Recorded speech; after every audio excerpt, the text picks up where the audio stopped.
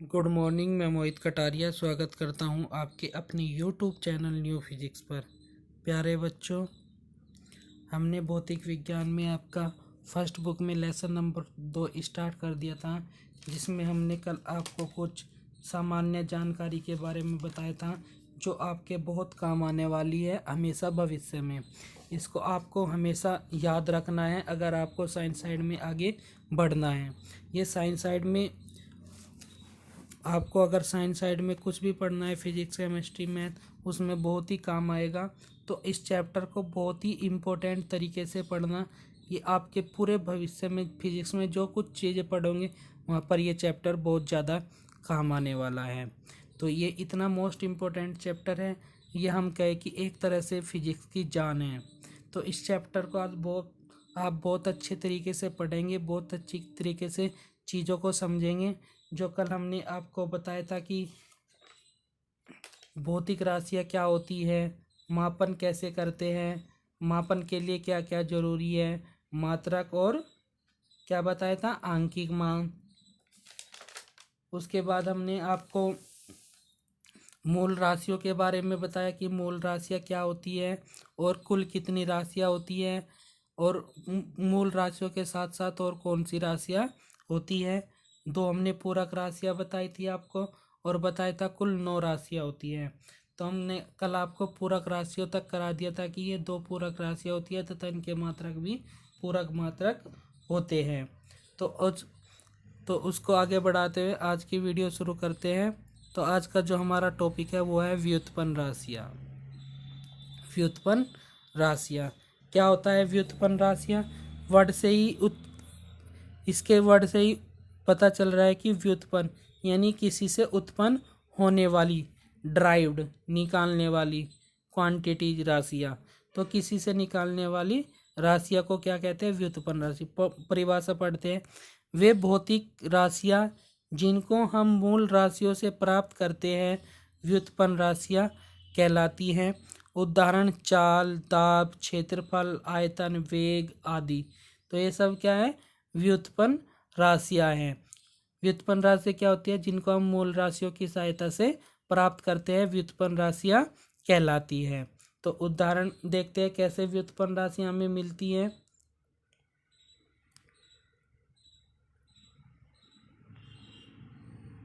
जैसे मुझे चाल निकालनी है। चाल कैसे व्युत्पन्न राशि बनी? चाल का फॉर्मूला होता है दूरी बटे समय। दूरी बटे समय। दूरी हमारी कैसी राशि है? मूल राशि है, लंबाई है। एक तरह से लंबाई कोई, चाहे लंबाई हो चौड़ाई हो, ये सब दूरी हो विस्थापन हो, ये सब कहीं में आते हैं, लंबाई में ही आते हैं। और समय भी हमारी कैसी राशि है? मूल राशि है।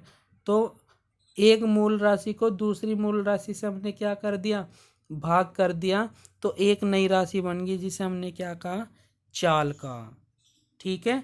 तो चाल कैसी राशि हुई? व्युत्पन्न राशि, क्योंकि हमने किससे बनाई है? मूल राशियों से बनाई है। समझ में आया क्या है व्युत्पन्न राशियां? और देखते हैं एग्जाम्पल। दाब, पहले चल बल देख लेते हैं।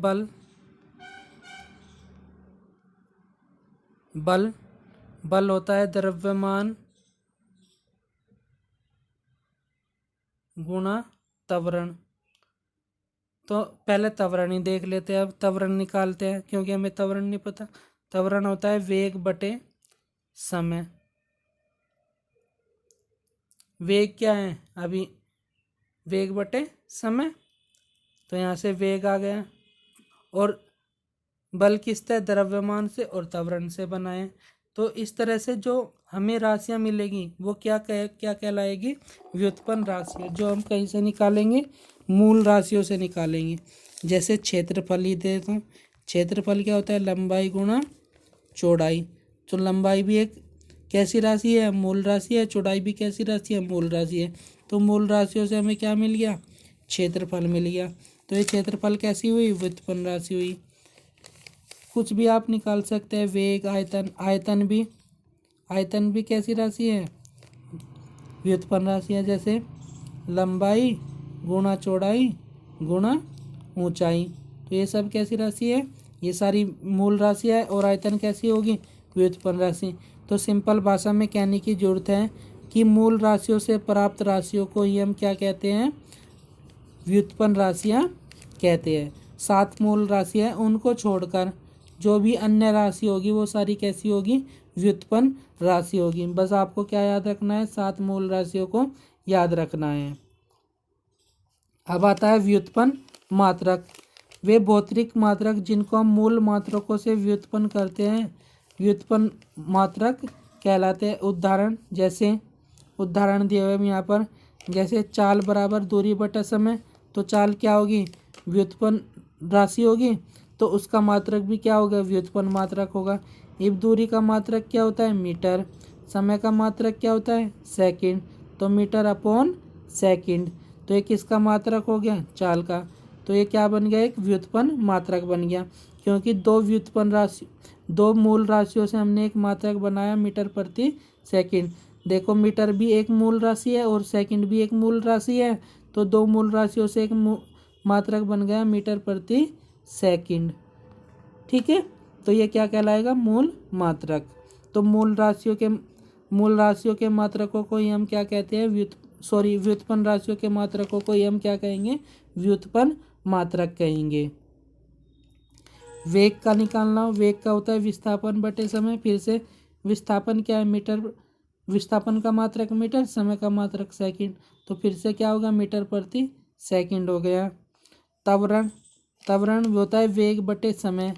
तो वेग का मात्रक क्या निकाला अभी हमने, मीटर प्रति सेकंड, मीटर अपॉन सेकंड।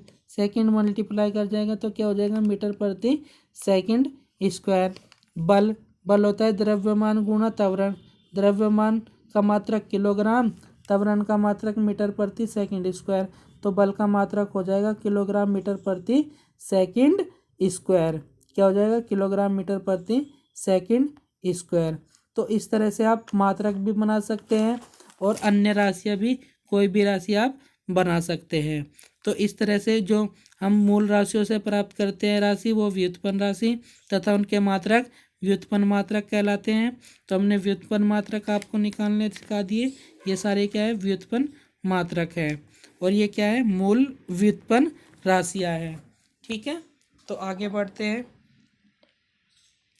आगे दी गई है मात्रकों की पद्धति, कि मात्रक की किस पद्धति में मापे जाते हैं।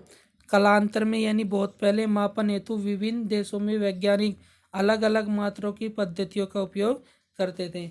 यानी हर जगह अलग तरह की पद्धति थी मापने की। जैसे हम फ्रांस चले गए, फ्रांस में हमने कहा कि 5 किलो क्या दे दो, चावल दे दो, तो वो हमें कहीं में माप के देते थे, वो हमें ग्राम में नाप के देते थे। यानी जब हमारे 5 किलो के लिए 5000 ग्राम हो जाएंगे तो हमें क्या मिल जाएगा, 5 किलो चावल मिल जाएंगे। यानी वो चीज़ को ग्राम में नापते थे। कोई देश उसे पौंड में नापता था। यानी हर देश की अपनी एक पद्धति थी, या हर क्षेत्र की अपनी एक पद्धति थी, तो उनको ही हम मात्रकों की पद्धति कहते हैं। तो उस समय केवल 3 पद्धतियाँ चलती थी। वे 3 पद्धति में पहली थी हमारी, जी,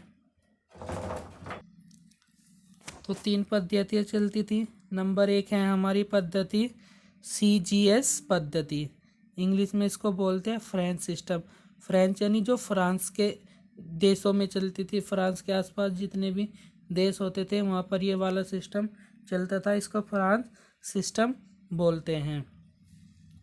तो इसमें क्या होता है सिस्टम में, कि इस पद्धति में लंबाई का मात्रक क्या होता है, सेंटीमीटर होता है। द्रव्यमान का मात्रक ग्राम होता है, व समय का मात्रक सेकंड होता है। तो ये आपने पढ़ा भी होगा पहले भी, CGS पद्धति।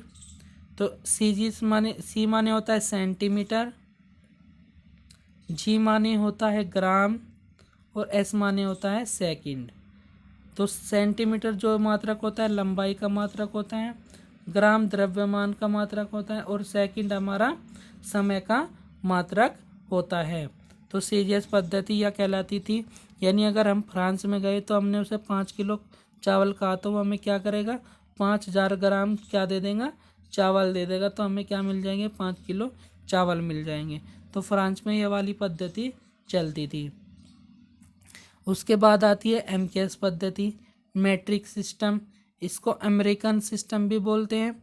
इस पद्धति में लंबाई का मात्रक मीटर, द्रव्यमान का मात्रक किलोग्राम तथा समय का मात्रक सेकंड होता है। यानी जो हमारे अमेरिका के आसपास के देश थे वहाँ पर ये वाली पद्धति चलती थी। यानी लंबाई का मात्रक क्या हो गया, मीटर हो गया, द्रव्यमान का मात्रक किलोग्राम हो गया और समय का मात्रक क्या हो गया, सेकंड हो गया। ठीक है, तो यह थी हमारी एमकेएस पद्धति। तो एम से मीनिंग है हमारा मीटर, के से किलोग्राम और एस से सेकंड। तो इसकी फुल फॉर्म भी आप याद रखेंगे। तो ये हमारा दूसरी पद्धति थी। फिर आती है हमारी तीसरी पद्धति एफपीएस पद्धति या ब्रिटिश पद्धति। इस पद्धति में लंबाई का मात्रक फुट, द्रव्यमान का मात्रक पौंड और समय का मात्रक सेकंड होता है। यानी अब जो लंबाई का मात्रक क्या हो गया, फुट। आपने सुना होगा कि 5 फुट ज़मीन, 4 फुट ज़मीन, 6 फुट ज़मीन, इस तरह से। तो ये कहाँ पर चलती थी, ब्रिटिश इंग्लैंड में चलती थी। इंग्लैंड वाले इस वाली पद्धति को अपनाते थे। लंबाई को कहीं में नापते थे, वे फुट में नापते थे। द्रव्यमान को वो पौंड में नापते थे। सुना होगा आपने, जब आप कहीं शॉप पर जाते हैं केक वेक लेने के लिए, तो आप कहते हैं कि मुझे 1 पाउंड का केक दे दो, 2 पाउंड का केक दे दो या 3 पाउंड का केक दे दो।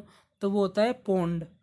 और समय का मात्रक होता है हमेशा सेकंड। चाहे कोई सी भी पद्धति हो, आपने देखा होगा कि तीनों पद्धति में समय का मात्रक क्या रहा है, सेकंड रहा है, क्योंकि ये चेंज नहीं होता।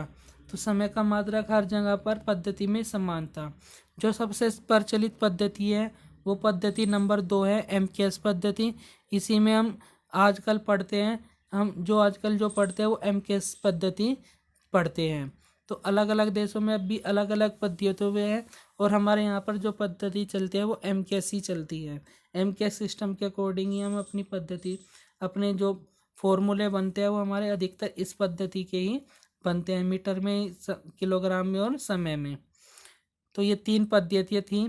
इसके बाद जब देखा गया कि अलग अलग देशों में इस तरह से क्षेत्र में अलग अलग तरह के मापन हैं, तो एक अंतर्राष्ट्रीय सम्मेलन हुआ 1971 में। 1971 में एक अंतर्राष्ट्रीय सम्मेलन हुआ। कि पहले क्या होता था कि कोई देश के पास जैसे प्याज बहुत ज़्यादा हो रही है, तो उसको अपने देश की प्याज को दूसरे देश में भेजने जा रहा है, तो वो जैसे सपोज करो फ्रांस वाला इंग्लैंड वाले को प्याज देने आया, तो फ्रांस वाले का क्या होगा, वो तो उसको कहीं में नापेगा, फ्रांस एफपीएस पद्धति पौंड में, उसमें नापेगा। कौन सी पद्धति, ग्राम में नापेगा। फ्रांस वाला कहीं में मापेगा ग्राम में, और अमेरिका वाला कहीं में मापेगा किलोग्राम में। तो उनमें कन्फ्यूजन हो जाता था कि हम किस तरह से इसको ले। तो 1971 में एक सम्मेलन हुआ जिसे हम अंतर्राष्ट्रीय सम्मेलन कहते हैं, व्यापार सम्मेलन हुआ, और उसमें एक नया मानक जोड़ा गया जिसे हम एसआई कहते हैं। बोला जाता है इंटरनेशनल सिस्टम, लिखा जाता है एसआई। ठीक है, यानी अंतर्राष्ट्रीय पद्धति, इंटरनेशनल सिस्टम। इंटरनेशनल माने होते हैं अंतर्राष्ट्रीय, सिस्टम माने होती है पद्धति, अंतर्राष्ट्रीय पद्धति, लेकिन लिखा जाता है एसआई पद्धति। क्या लिखा जाता है, एसआई पद्धति लिखा जाता है। तो यही है हमारा चौथा, मात्रकों की अंतर्राष्ट्रीय पद्धति या एसआई पद्धति। ठीक है, पढ़ा जाता है अंतर्राष्ट्रीय पद्धति, लिखा जाता है एसआई पद्धति शॉर्ट में। और कब आई थी, 1971 में आई थी, याद रखेंगे। मात्रकों की यह पद्धति आजकल अंतर्राष्ट्रीय स्तर पर मान्य पद्धति है। यानी अब कहीं भी हम चाहे कोई से देश में कुछ भी सामान बेचने जाऊं, तो हम जो अपना सामान बेचते हैं वो एसआई पद्धति के अकॉर्डिंग बेचते हैं, जिसका अर्थ होता है system international D units. System international D unit, English में लिखा हुआ है सिस्टम इंटरनेशनल डी यूनिट। यहाँ से पूरी फुल फॉर्म है सिस्टम इंटरनेशनल डी यूनिट। तो इसको शॉर्ट में हम क्या लिखते हैं, एसआई लिखते हैं, सिस्टम इंटरनेशनल डी यूनिट।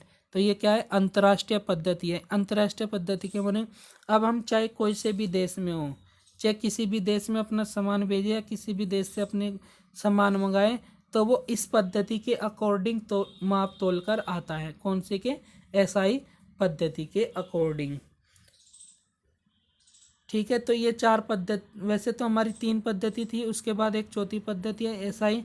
तो ये हमारी SI पद्धति हो जाती है जो आजकल हर जगह पर चलती है। और सबसे ज़्यादा जो पद्धति चलती है वो MKS पद्धति चलती है, यानी इस पद्धति में ही अपने मात्रकों को लिखते हैं।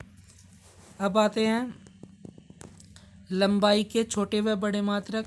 सुविधा के लिए मीटर की सहायता से लंबाई के छोटे बड़े मात्रक बनाए गए, यानी 1 किलोमीटर बराबर 1000 मीटर, 1 सेंटीमीटर बराबर 10⁻⁻2 सेंटीमीटर, 1 माइक्रोन बराबर, माइक्रोन को ऐसे म्यू से लिखते हैं, 10⁻6 सेंटीमीटर, 1 एंगस्ट्रोम बराबर 10⁻10 मीटर, 1 फर्मी बराबर 10⁻15 मीटर। लंबाई के एक बड़ा मात्रक प्रकाश वर्ष भी है। एक प्रकाश वर्ष बराबर होता है, क्योंकि प्रकाश वर्ष होता है प्रकाश की चाल से चलता है, यानी 3 × 10⁸ और एक वर्ष में 365 दिन, 365 दिन में 24 घंटे, 24 घंटे में 60 मिनट और 60 मिनट में 60 सेकंड होते हैं। तो कुल मिलाकर ये हमारे एक प्रकाश वर्ष में 9.46 × 10⁻15 मीटर होते हैं। तो याद रखेंगे आप, एक प्रकाश वर्ष में कितने होते हैं? इतने वर्ष, इतने मीटर होते हैं। और ये किसका मात्रक है? लंबाई का सबसे बड़ा मात्रक है, और ये लंबाई के छोटे मात्रक है। किलोग्राम के छोटे बड़े मात्रक, तो 1 मीट्रिक टन बराबर तो है 10⁻³ किलोग्राम, 1 क्विंटल बराबर 10⁻² किलोग्राम, 1 ग्राम बराबर 10⁻³ किलोग्राम होता है। तो ये आप याद रखेंगे कि 1 मीट्रिक टन बराबर किसके होता है? 1 क्विंटल किसके बराबर, 1 ग्राम किसके बराबर होता है। इसी तरह से सेकंड के मात्रक होते हैं कि 1 घंटे में कितनी सेकंड होती है? 3600। कैसे? 60 मिनट में 7 सेकंड, तो कितनी हो जाएगी? 3600 सेकंड। 1 मिली सेकंड होता है 10⁻³ second, 1 micro second 10⁻6 second, 1 nano second 10⁻9 second, 1 minute 60 second के होता है, 1 माइक्रो सेकंड होता है 10⁻6 सेकंड के, और 1 पीको सेकंड होता है 10⁻12 सेकंड के। तो ये चीज़ भी आपको अब याद रखनी है कि पूछ लेता है कि 1 माइक्रो सेकंड में कितने सेकंड होते हैं? तो 10⁻6 सेकंड होते हैं। तो आज की वीडियो में बस इतना ही। वीडियो अच्छी लगी हो तो वीडियो को लाइक करना और अपने दोस्तों में ज़्यादा से ज़्यादा शेयर करना।